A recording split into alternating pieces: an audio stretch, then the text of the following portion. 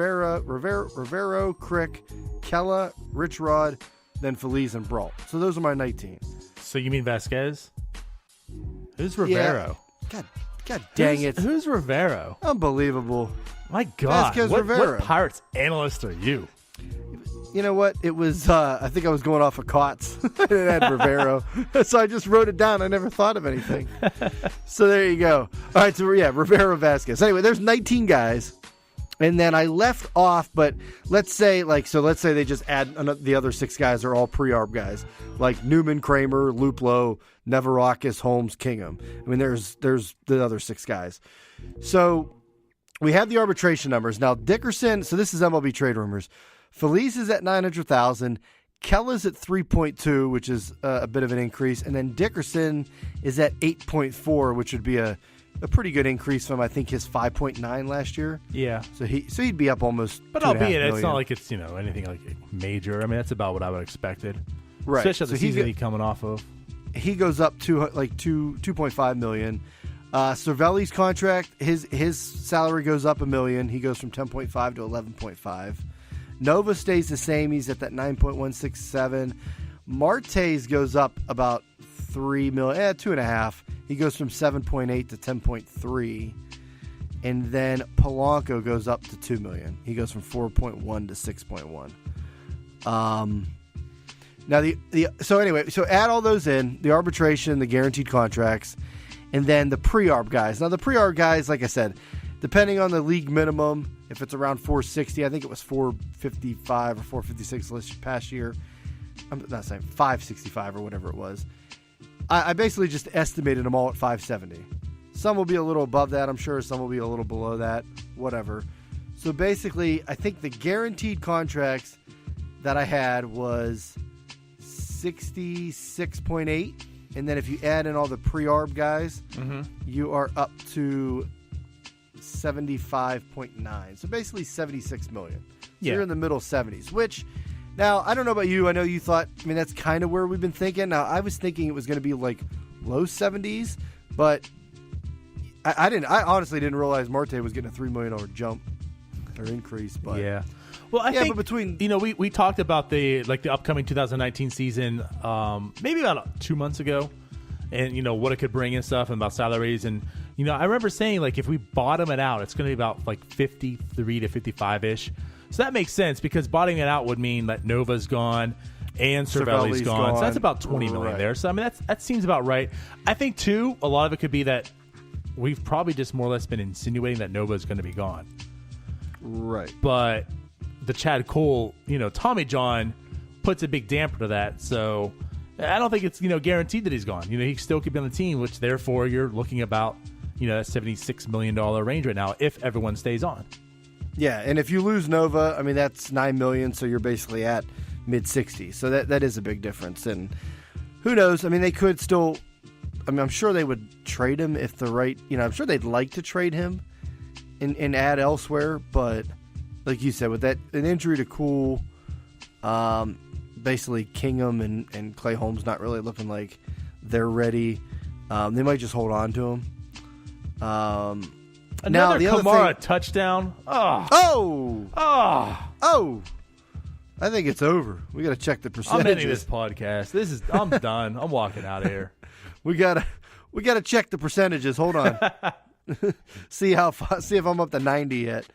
The other thing that I didn't add in, getting back to the payroll, was Gung's option. Oh yeah, and you know what? When we talked about this on that show, the same one I'm referring to, I think we left it out too because we just insinuated it's done. He's just not coming back. He's not in the plans. Wow, how things have changed since then. Yeah, because I think the only two options, it's Jay and Gung, and Jay is not happening. So Gung is at his option. Basically, if it's a team option, it's $5.5 million. I don't know. It sounded like that last week that they were going to pick it up. But now I know Huntington said they might talk to him and try, decline it and work something out. But I'm not really sure. I don't know. If you decline it, he's going to hit free agency. So then you got to basically, beat out any other team. Right. So, it's more. It goes back to. I just think if you confront him about it and he's like okay accepting a deal, like it's almost like if you have that offer in place right now, if you're like, we're not going to resign you, or I should say we're not going to pick up that that offer, but we want to bring you back. What do you look at? Like if you're already kind of working this out beforehand, you have an idea, and then you decline it and do it, like he's okay with it. But yeah, I mean, it's like we said, do you really take that risk? I mean, it's not that contract is awful. It's only 5.5. It's not as if you're giving this guy $20 million this upcoming year. It's not like the Cubs trying to decide if they want Cole Hamels, which apparently they do. They're picking up that $20 million for Cole Hamels. Like that you make a hard call on. But $5.5 million, I mean, you could give that to Sean Rodriguez this year, and he produced what he produced. It's like for Gung, I'm going to do it and not take that risk, because if you play around and you say, bring you back for $1 million, $2 million, whatever, and he says no, and some other team signs him and he blows up, I mean, damn, Ryan, that's an even more awful look.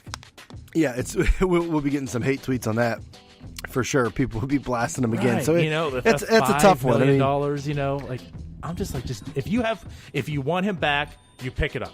That's it. If you have confidence, don't leave any risk. Yeah, if you have confidence that he could be anything around, what he was for the Pirates, in the last 2 years that he played, a full season, then you pick it up. You don't leave it to risk. Like you said. Don't play around with essentially pennies. Right. Big picture is pennies. Don't play around with it. Save yourself a nickel. Just go ahead and pay the dime. Pay the man. Yeah, and the buyout on that is $250,000, and the buyout on Jay Hayes is $1 million. Right. So that add $1 million to that. So now you're at like $77 million because they're going to buy that out. So you're at 77. You pick up Gung. Now you're at 82.5. I mean, suddenly this isn't. I guess this all comes down to like, where do you think the Pirates' payroll? Like, do you think they're going to go towards $90 million? I mean, like me and you would both say, like, I would best case scenario, I'd like to see them be around $100 million. I think they could. I don't know. The attendance was down this year. I don't know how much that factors in. Now they're getting $50 million from Bam, or they already did.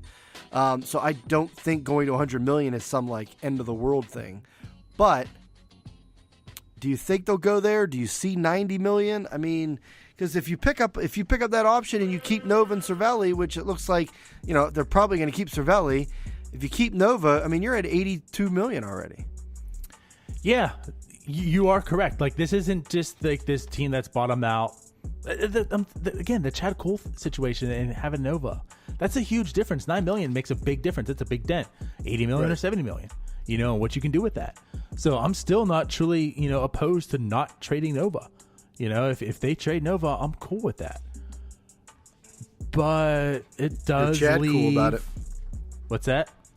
I said you said you were cool about it. I said you're Chad cool about it. Yeah, right. By the way, the North Shore 9 has a 94% chance to win this matchup now. But it does leave some question marks about that rotation. And that's the one thing that you kind of go into the season saying like we're locked down. We talked last week, if you build a middle infield or such, or you just go after bullpen arms, and I'm cool with that too. But it's like you're probably going to get something in the bullpen. You still have to build upon that. You look at this and you say, I'm okay at least with the rotation. So if you trade Nova, you're no longer okay with it. Like, something has to go there as well. So I mean, yeah, that definitely is a big difference. $50 million in BAM money. It's like, it's a contract. It's a contract. If you look at it, you get like one free mid-tier $50 million contract, like in Alex Cobb. I mean, hopefully you don't get Alex Cobb, but like you can go ahead and get Alex Cobb for free, right? 4-year, like $47 million, whatever you sign. It's like you can go get an Alex Cobb for free with the BAM money, but you still have that payroll, which is 80. And I don't know, man. I don't know how much more you can go in their eyes. I think the other nuance is this TV deal. Mm-hmm. What comes about that? What are they looking? Have numbers been exchanged? Because when does that have to be signed by? Yeah, I was going to say, that's I have to do some research on that. I'm not exactly sure. Yeah, I what, want to know when that comes up expires. Right. So we'll have to look into that. But yeah, that could be a big thing that's too, play depending a role on what they get now. If they're getting more money or not. I hope they are, but how much more?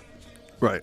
And here's the thing too, in my eyes, like, look, you went out and got Archer, you went out and got Kella, you made those moves, you traded the prospects, you went and got a top, what you're hoping to be the top of the line pitcher, and you got a nice piece in the bullpen.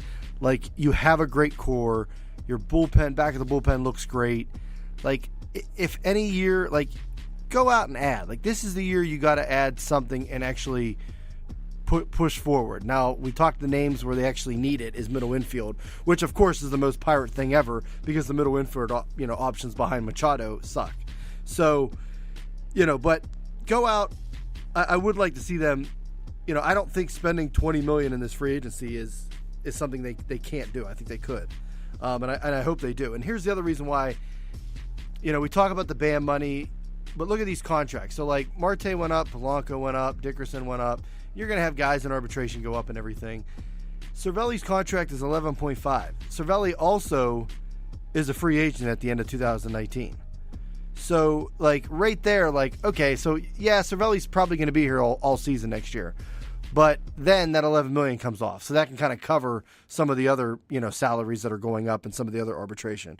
Because the bulk of your roster, your bulk of your 25-man is all pre-arb guys. I mean, Tyone, Musgrove, Williams, right. Crick even, Frazier, Bell. I mean, Diaz. These guys are all pre-arb guys. So, you have young pre-arb guys in here that aren't going to take that jump up in salary for a while. So I feel like if they went to 90 and 100 million for a year, it's not going to like cripple them because they're going to lose Cervelli, 11.5 million after next year. So that's going to drop them back down. And I really don't see a significant. Nova. So like, yeah, well, right. 20 million coming off the books next year. It's a perfect example. So I don't really see like a bunch of other, salaries jumping up in 2 years. Yeah. Because Marte. Shores and Archers. Marte. Yeah, as I say, I mean, Archer is very, very team friendly deal. It doesn't get up there. And then what does Marte, is it cap out at 10? I'm looking up this now. So his goes 10.3 next year. Then he has those two team options, 11.5 and 12.5. So like that's the highest. It's not like Marte is going from 10.3 to 15 to 20. Like those are pretty reasonable options. Yeah, and I'm going to expect too, like they're probably still going to be affordable for the Pirates in regards to Marte's production. I mean, I hope so at that point. But the way Marte's been playing and such, it's not where you look at that like, say, a Nova and say, we need to maybe move this and reallocate the resources elsewhere. I can see Marte still being productive at that amount of money. Right. Oh, for sure. Right. So, I could see them staying with that. Or, I mean, if they do trade him, they'll probably get a nicer haul than, Kyle Crick for Kutch. So, yeah, I mean, you look at the longevity of this team. I'm with you. You're going to get some money back next year by 2 contracts. Hopefully Diaz is ready to slide back in, and then Cole's ready. Keller's ready. Sorry, Keller is ready. And Keller. So it's like, you probably aren't going to lose from the rotation. You're probably going to get better by losing Nova. And then hopefully Diaz is ready to be a full-time catcher, so you're not losing production from Cervelli, so you have, better resources. So, I think this team could. I think it could spend close to $100 million next year in payroll. Again, knowing that they got $50 million from BAM that really was not spent this past year, and a TV deal coming up. Yep. Vasquez goes from he'll be at 4.5, then 5.75, 7.75, and then he's got 2 $10 million options in 22 and 23. So like he's pretty, I know, but it's still like that's a pretty friendly deal. You mentioned Archer, like there's no really like salaries that are jumping up in the next year or two, and like you said, Nova and Cervelli coming off the books, that'll be good. Yes, Archer will make 7.6, 6.6, 6.67 this year, and then options of 9 million, 11 million. So yeah, like it's there isn't like some. I was going to say McCutchen, but even McCutchen wasn't that crazy. No, like, right. Especially like for what he was producing. He was an MVP, right. Ryan, right? So, like, for what he was producing, right. Much like how I was saying with Marte, it's not like his contract ever was horrible until like this last year. Like it made sense to move it. Yeah, and like some of these guys that would hit arbitration, I mean, they signed that